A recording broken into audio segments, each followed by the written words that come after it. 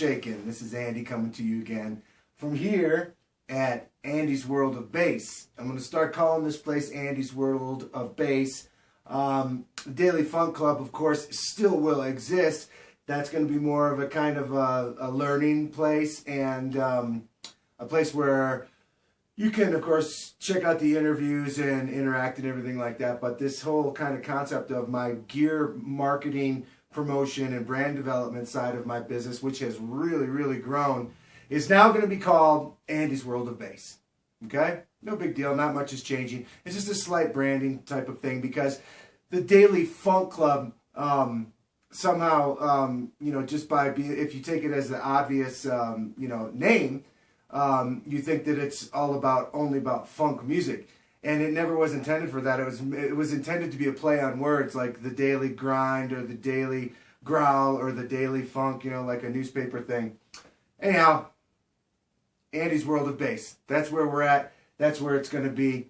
And yeah, man, we're moving forward. There's all kinds of stuff going on. I just, you know, I'm starting to work with several new, really cool and great brands of custom instrument bass builders from around the world, actually, from Spain and Romania and just places all over the place. So, yeah, I think that things are definitely growing in a really great way. You know, I had a kind of an anticipated plan of action, business plan, and where I'm at now is what I thought would take 4 years to get to instead of 2. So, hallelujah. All right, so having said that, let's get into this particular video. The most thing I want to do in this video is do a follow-up on the Bergantino HDN410 cabinet. I've been able to take it out on 3 or 4 gigs over the last week or so and really give it a hard and heavy test out in the gigging environment on some big stages, where I really was able to basically kind of push it really, really hard and see exactly what it's capable of under that kind of loud live performance situation. And I can tell you, it did fantastically. It's everything that it kind of sounds like when it's at the lower volumes and the medium volumes. It does the same thing as it gets louder. It handles a ton of power. And I was throwing at it some kind of harsh conditions. I was playing with a pick, and I was tuned down a half step. So, you know,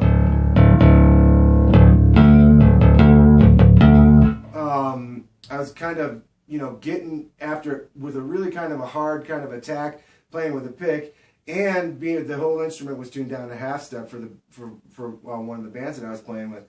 The thing held together great, and you know, it was tight, punchy, clean, full, filled up. I played on this big, huge outdoor stage and really filled up the performance area. Of course, there was other cabinets involved, but this one was up high, and I was hearing a lot coming out of this one because it was one of in the top row of the stacks, and it was it just did a fantastic job. And then on another gig that I did, another night, I just used this as a standalone, but it was in a rock music environment power trio with the Eric McFadden trio. And I was able to crank it up in that scenario, which was with a passive P bass, and not tuned down a half step, but passive P bass. But in that band, we do a whole bunch of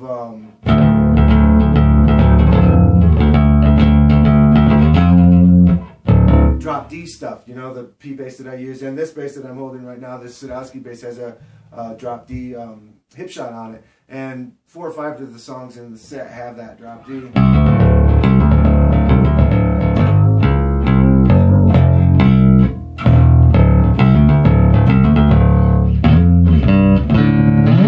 And the cabinet held up just fantastically.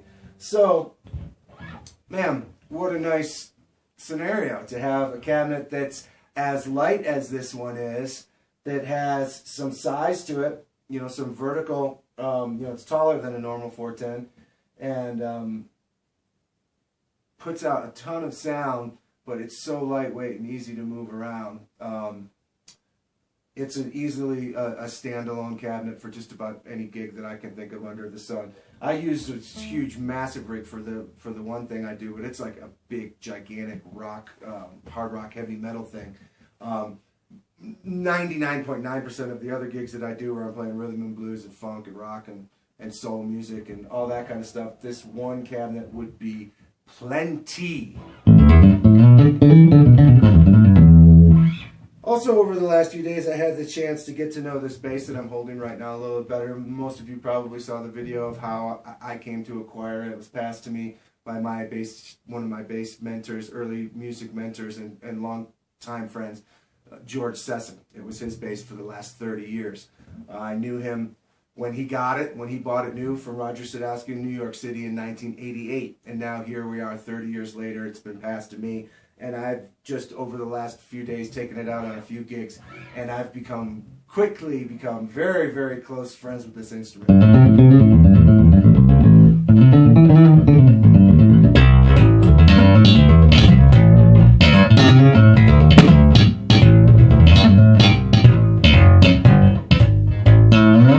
It's a very lively instrument, lightweight, very lively, very open.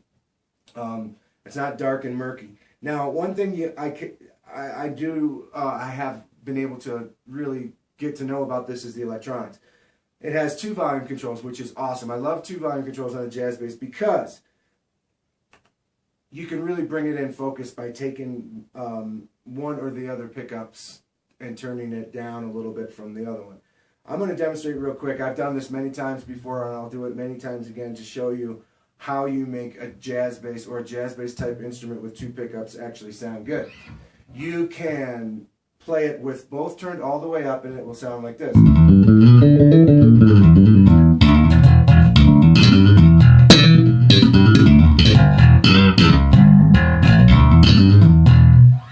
Which is great, which is what I call the Marcus sound, the Marcus Miller. This kind of scooped out, boom, sizzle. And when you have both pickups all the way up, it kind of just cuts out some of the mid-range.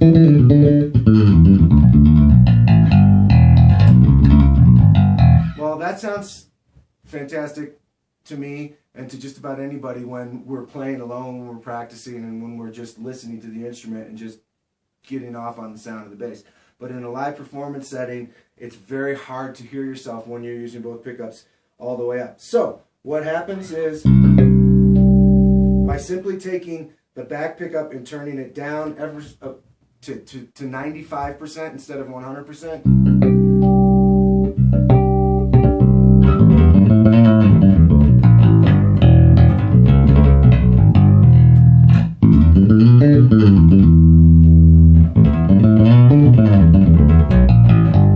Comes much more in focus when you do that. Same thing goes with turning down the front pickup a little bit.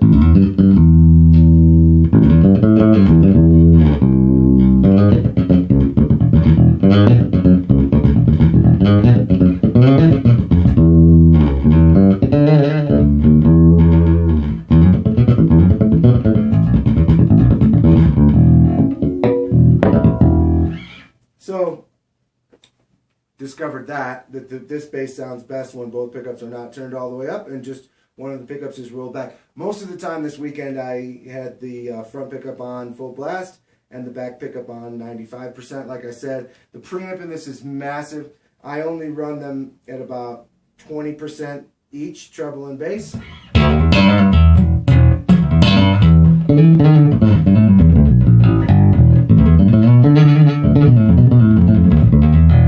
And that's all you need. You don't need to run the preamp controls on the bass all the way maxed up. It just slams front of house and it gets too big, too much gas, too much bass, too much treble. So you know, from 0 to 30% is the range of this preamp that all I will probably ever need to use.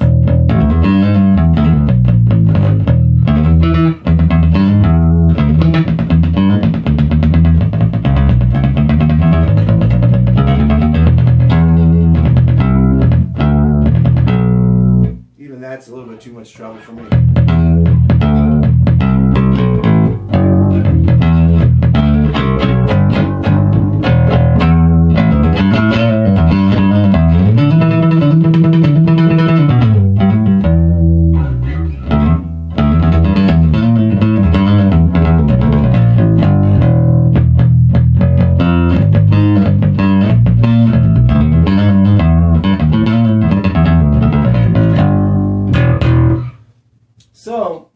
there's a little video, a little information for you. Now we're called Andy's World of Bass, so I'll be announcing and introducing all of my videos from now on as coming to you from Andy's World of Bass. The Daily Funk Club, of course, still exists. The website is still there. My e-web store with all my books, DVDs, educational courses, all the interviews, everything is all still available at the Daily Funk Club. There'll be lots of lessons and interviews and stuff continuously published there.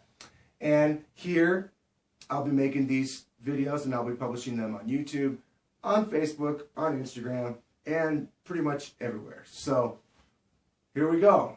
Moving into a new chapter in things here, and a lot of cool stuff. I've got my Daryl Betts Maple Freak bass has been completed in Pennsylvania, and it will be here on Friday. And I can't wait to unveil that and show it to you and tell you all about Daryl. Many of you may have been watching his build process videos that he's been putting up. He's a great guy. We've become great friends quickly. And he did a fantastic job on the Maple Freak bass. I can't wait to show you it, tell you all about it. So stay tuned, a lot more videos coming, and yeah, right on. Summer's almost over, but that's all right. You know, seasons change, and that's cool. You know, I like change. All right, friends, we'll see you next time. Peace.